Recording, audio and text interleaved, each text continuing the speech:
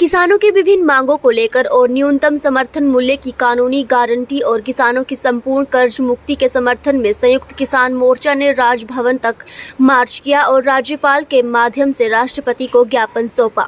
संविधान दिवस के अवसर पर देश भर के किसान अपने अपने राज्यों के राज्यपालों के माध्यम से किसानों की समस्याओं का ज्ञापन राष्ट्रपति को भेज रही हैं।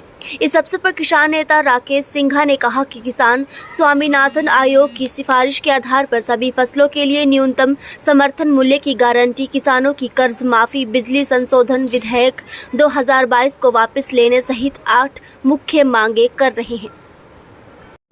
देखिए, आप जानते हैं कि इस देश के अंदर आज़ादी के बाद सबसे ज़्यादा बेइंसाफी देश के किसान मजदूर के साथ हुई और ख़ास तौर पर 1991 के बाद हमारे देश के अंदर जब से ये नव उदारवाद का विकास का रास्ता चलाया है, अमीर अमीर हुआ है और गरीब गरीब हुआ है।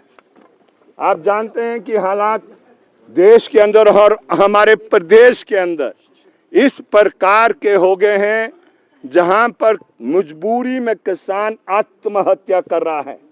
और जो 2005 में जो एक रास्ता दिखाया गया था कि किस तरीके से इस कृषि संकट को और जो किसान पर ये जो दमन और जुल्म जो चल रहा है उसे आबाद कैसे होगा, वो था स्वामीनाथन कमीशन की सिफारिश, जिसमें कहा गया था कि हर किसान को हर फसल के लिए आपको समर्थन मूल्य देना है, एक ऐसा मूल्य देना है जिससे वो अपने और अपने परिवार का जीवन यापन चलाए। लेकिन ये हुआ नहीं ऐसा। और देश में जब 2 साल पहले एक शक्तिशाली आंदोलन चला, दुनिया का सबसे बड़ा आंदोलन है, और ये भूल जाए गवर्नर महोदय और भूल जाए देश का जो पूंजी का मालिक है, कॉर्पोरेट घराना, दुनिया का भूल जाए, ये आंदोलन पीछे नहीं जाने वाला, आगे बढ़ेगा।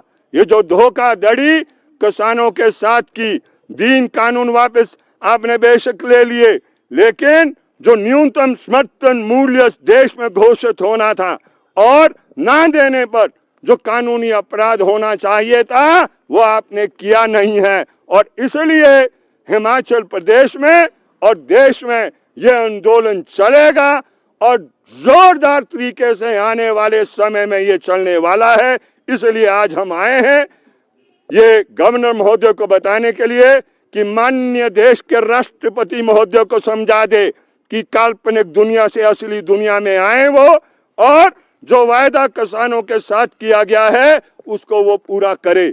आप जानते हैं कि हिमाचल प्रदेश में खेती भी एक बड़े कठिन दौर से गुजर रही है, और जो ये सेब की खेती होती है और अन्य फसलों की खेती होती है, उस पर हिमाचल प्रदेश की सरकार ने कुछ नहीं किया, शून्य ही किया है। जीएसटी लगा दी। आप बताइए, जीएसटी आप किसानों पर लगाओगे जो अन्न पैदा करता है, जो देश को जिंदा रखता है। और बड़े बड़े प्रधानमंत्री आगे एक दफा नहीं, हमेशा ये बोलते गए कि हम जो आयात कर है उसको समाप्त कर देंगे, वो उसको 100% उसको किया जाएगा, उसको बढ़ाया जाएगा। लेकिन आयात कर समाप्त नहीं, वो उसको बढ़ाने का काम नहीं किया गया, ऐसा हमारा मानना है। और इसलिए ये आंदोलन चलेगा और इसकी रूपरेखा आज के बाद तैयार होने वाली है।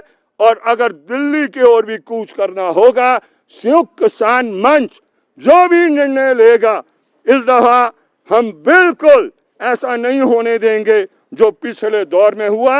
हम उसका हिस्सा बढ़ चढ़ के नहीं बन पाए, लेकिन इस दफा निश्चित रूप से बनेंगे। ये जो बिल ला रहे हैं इसको वापस ले ले, क्योंकि बिजली प्राइवेटाइज जिस दिन हो गई तो आप समझ ले ये अंत है, अंत खेती का और देहात में रहने वालों का। ये बिजली को निजी हाथ में सौंपना चाहते हैं, इसलिए आज हम इनको आगाह करने आए हैं। मेहरबानी कर कर फुल स्टॉप लगाएं और जो वायदे आपने किए उनको आप निभाएं। सर, हिमाचल